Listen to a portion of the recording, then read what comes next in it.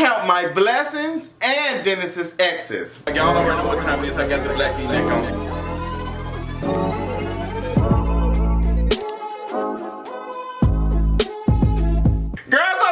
Kandi, Real Housewives of Atlanta season 11 episode. I don't know. Girl, the girls are fighting. You don't know how to control yourself. That's the problem. Girl, you don't know what to find to wear because that outfit you had on was giving me Freddy Krueger mixed with Beetlejuice tease. Kandi, no ma'am. The girls are fighting. Porsha is holding Kandi responsible, accountable, everything for the mess that you have been causing in my life. Girl, Porsha is turned up. She said, I don't want nothing from the Kandi factory. I don't want to hear anything about the Kandi factory. What else did she say that was funny? Like, I can't remember what else she said. Like, girl, I don't want anything else from you. But I am still, like I told y'all, I'm still, like Tamia, still screaming. And Porsha walking back Kandi ass with that damn video they redid, girl, to myself. Look at you! Girl walking right past Kandi because she ain't nothing but negativity with badass notes. But we return and Porsha is still going off on Kandi, and Kandi like, girl, she needs to go for she pop up on her ass or pop off or whatever. So she goes in and Portia's like, girl, she got to go in too. And she's talking to Marlo, surprisingly, considering they just bumped heads not too long ago. And Marlo, you know, is listening to Porsha tell her side of the story. And Porsha said, well, you know, after all this stuff happened, Kandi never did reach out to me and talk to me. And Marlo was like, that ain't right, that ain't right. And it's not right. It's not right. And it's telling. It is very telling. And Kandi, you supposed to be grandmama. Like, I think Porsha is like 10 years younger than you or whatever. Like, instead of trying to pop, you know, coochies with her, maybe you need to be giving her coochie therapy or something. Maybe something like that for her hot pocket. So Tanya like, girl, the girls are fighting, and girl, my house is too pretty for y'all to be fighting. So we finna go over to the hibachi. What homegirl said? He eat me hibachi. Now that's I don't know this song, but it's cute. What's the name of the song? Chanel Slides. Yes, come on, Chanel Slides for my girl, Miss Cash Doll. Miss Cash Doll out here doing it for the 99 and 2000. Shout out to her. But the girl, they get in there, and Shamari just like, she's excited, girl. Shamari said, girl, I get a meal and a drink. Girl, DeVoe got her ass playing babysitter, wife, and a part-time singer. Make it make sense. So the girls are talking, the hibachi is going on. The hibachi is actually really good. I don't go to Benihana. I feel like that's late ass hibachi style. But Miss Tanya got going, not because she has a hibachi grill in her house, but it just seems like Tanya's energy, girl. I just want to bump into her in my credit. I feel like my credit gonna go up automatically like 30 points. Girl, I might get approved with no conditions. But I ain't gonna put no money down, girl, and you ain't gonna put no tracking device in my car. We told it, you don't. So the girls get down and they're talking, and they at the, I think they back outside, they in the revamp, honey. And Porsha said, you know, Eva starts talking about shade and all that.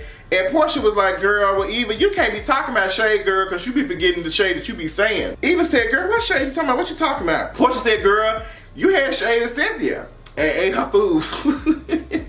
She's like, girl, I don't know what you're talking about, girl. Bravo shady ass played the clip. Y'all know Porsha and Eva was working out or something, and she had called Cynthia, you know, homegirl had called Cynthia the veteran walk, and how they used to, like, she was shady as hell. And Eva was getting like mad. She was like, girl, there's not a shady bone in my body. And Eva is very shady. Very shady. And Eva does not have that same energy when she's in person. She freezes up. I don't like that type of shade right there, girl. I like the shade that I'm gonna shade you in person. I'm gonna shade you right here. I'm gonna shade you, like, you have to own it. But girl, you be freezing up and it ain't cute. And you shaded Cynthia, and I honestly thought it was funny. But until Cynthia did that runway walk and killed your ass, okay, girl? Tyra Banks, who? Girl, Miss Cynthia said, don't. Girl, you know that I be playing a little background music. Don't. Girl, she had walked and she had did, and even you had gave us a walk like you had just had back surgery, like. Backslide your ass out of here, girl, because that shit was whack. But it seemed like Eva was getting very pressed, and Porsha was trying to tell her, like, girl, it ain't that serious. Like, I'm just letting you know that shade can be fun, But you know, you just don't be owning up to your shade. And the way that Porsha delivered that while being messy, I was here for it. I was like, girl, this is cute for her. Girl, somewhere over the rainbow, Shamari ass is over here eating salmon. She over here getting a meal. Like, girl, Miss Shamari ass said she is tired of them damn kids. Fuck them kids. Shamari ass. Every time Shamari comes to any vid, Shamari's response is, girl, I ain't got the kids tonight. Like, damn, do Dad and DeVoe be having you watch the damn kids in the basement or some shit? Like, are you allowed to come out? That's like our favorite thing to say. Like, she says that shit so much. Am I the only one that said that thinks Shamari says that shit? Like, well, girl, I ain't got them kids. Just like, girl, did you want them? Did you want them things? Like, what's going on? So we get to NeNe and Greg, and let me tell y'all, girl, it's a lot. It's taking a lot of energy out of me to watch NeNe and Greg, because, girl, there's so much I want to say. And I just want to warn y'all, girl, the next 2 minutes, I'm going to probably be a little harsh, but like a light funny.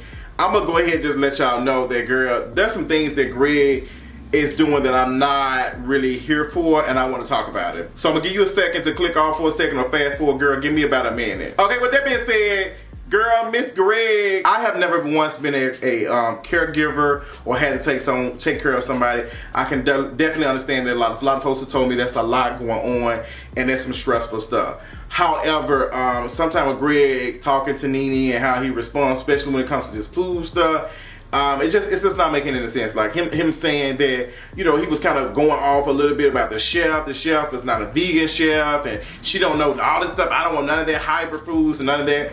And NeNe's like, girl, I told you that all that stuff that you were eating was unhealthy and you were not doing it. Sound like my mama, child. My mom used to tell my dad all the time, you don't need to be eating this, you don't need to be eating this and that, and they continue to do it, and they're in a situation they in now. So I'm dragging myself, I need to be eating, but that shit is expensive. That shit is expensive as hell. I just want, I understand where NeNe is coming from. I don't understand where NeNe is coming from, but that's a lie.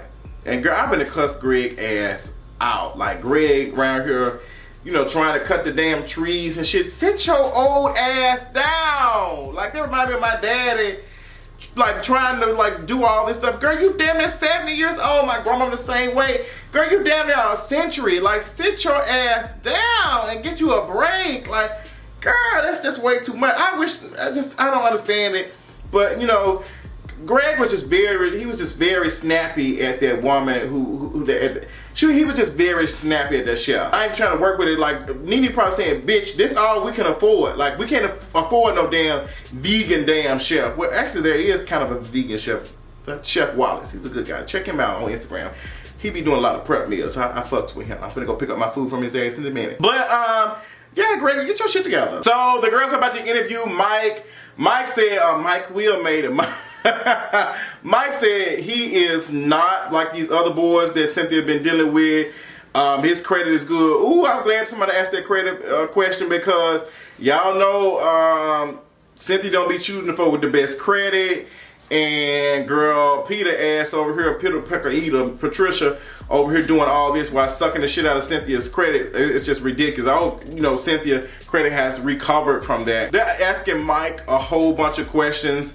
And Marlo asked when last time he had an STD, and then rechanged it to when last time he had a STD check. Like, girl, I don't know if that was a question to be asking at that point. I'm glad Cynthia said, okay, time's up. Okay, but I think everybody else has some good questions. Mike, I don't know how to feel about him as of now with Cynthia. I just hope he really does care about her, but he seems like he just, like, I don't know, he can be rabbit tease. Like, he's girl, sit your ass down. So Porsha goes to visit her therapist, Dr. Baby Bop. Girl, y'all know y'all was calling her Baby Bop off of Barney. And I have never recovered from this shit. Y'all be dragging Dr. Sherry. Dr. Sherry is the residential therapist for everybody on reality TV. Girl, I don't know if she has the same contracts or something. I don't know. But, you know, Porsha is talking to Dr. Sherry, and she's explaining about her new relationship, how she's in love, how he's bringing a new energy and a new life, new cut, a new color into her. And she loves it, but she's scared a little bit because her previous relationship was very emotionally draining. I feel like it was Porsha opening up a little bit and let us know that Cordell was mentally abusive. Looking at some of the past clips, Cordell did give me emotionally abusive tease. Like, he was telling her, you need to choose this or that. Like, you need to do that and this. Like, and he can't choose if he want to be out or, girl, putting his booty hole out on the camera. Like, girl, make it make sense. Whatever your name is, girl. You can try to sue me, girl, because all the shit I'm saying alleged, but you know that was your booty cheeks. Cut this shit out, literally. But, so I told you I had been seeing that video like 2 years before it was outed. And I do think that was you, Courtney. So Greg is having his food tasting thing. All the kids is there, everybody's there and tasting the food. And I did like that really great moment when Greg's sister said, I appreciate you for all the stuff that you're doing with my brother, taking good care of him. I feel like NeNe really needed that at that moment because Greg has probably been taking NeNe ass through there. That's why NeNe said, girl, I want a man with a big dick and a big chest. Like, I can understand it. And NeNe just, she tired. She just tired. But girl, that's what you got to find out, if you are really in love with that person or you really lusting after that person. Because when some shit happen, are you gonna, that's what I consider holding somebody down. Holding somebody down ain't they cheating on you, or they're stepping outside of the marriage or relationship, or they're out here, you know, messing up finances and stuff and you don't know about it, or doing conniving, sneaky shit. That's not holding down. Like somebody going to prison and you holding it down. Holding it down is, I done got really sick or something like that, or I'm going through some recession type shit and you holding it down. That's what I think holding it down is.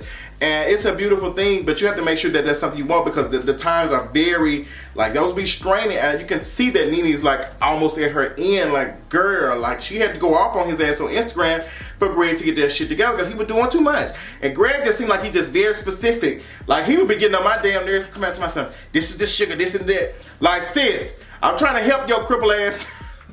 Girl, ooh, ooh. The ableism almost jumped out, okay? I gotta get it together. But that wasn't cool. Like, Greg, you around here doing the damn Harlem Shake, walking around and shit. Be glad that this woman trying to help your ass out, because... So Porsha has a real conversation with Dennis, letting him know that, hey, like, you've been in still some talks with some folks that you said was gonna cut them off. And Dennis, like, response is, well, it was just a whatever type of text. It wasn't that serious. Let me tell you something. Detroit men, they are very beautiful. They have some nice girth to them. Very attractive individuals and stuff from Detroit. They have like something about them, or aura or some shit. But sis, this ain't it. Like, this ain't it. Like, she let him know, like, sis, you need to get your shit together. Like, you need to own up to, like, you communicating with this person, and I told you, like, no. And I'm glad that they had the conversation. And when I heard Dennis apologize, it actually kind of turned me on a little bit. I was like, girl, look at this man being responsible. But now that I think about that, let me back up. I just thought about me missing out talking about Tanya apologizing to NeNe. So Tanya apologized to NeNe if she offended her with the whole situation of saying that her glasses were low end. And then once again, NeNe, insecurities jumped out. And she was just like, well, I know what it is. You was in Swag Boutique. First of all, this shit is called Swag. Ain't nobody saying no damn swag. Girl, the only time we talking about swag is we doing a swag surf, and that's when the damn song come up. And that's mostly homecomings or HBCU events and some shit. Like, girl, get your ass together. Like, nobody's calling no shit no Swag Boutique. That is low end. NeNe, Tanya ass got you shook because everything about her whole energy is good. Like, and I really feel like y'all, we about to see some truth to it. And y'all might as well go ahead and give Tanya her peach, because if Tanya got NeNe shook, I'm going to be watching every episode, okay? Because Tanya has the spirit of Sheree, but with the credit and the coin and with the man. Do you hear me? But this episode of Real Housewives of Atlanta, funny. I'm glad that Kandi getting her ass dragged a little bit and both seeing her for who she truly is. Cause she like a damn mermaid at this point without the voice. What's the thing called the sirens and shit off the Greek mythology shit. But a cute episode of Real Housewives of Atlanta. Let me know what y'all think about my review. Let me know what y'all think about, once again, is Kandi not owning up for this fuck shit she out here doing? Let me know in the comments, and I'll talk to y'all later on tonight. Bye. Have a good night.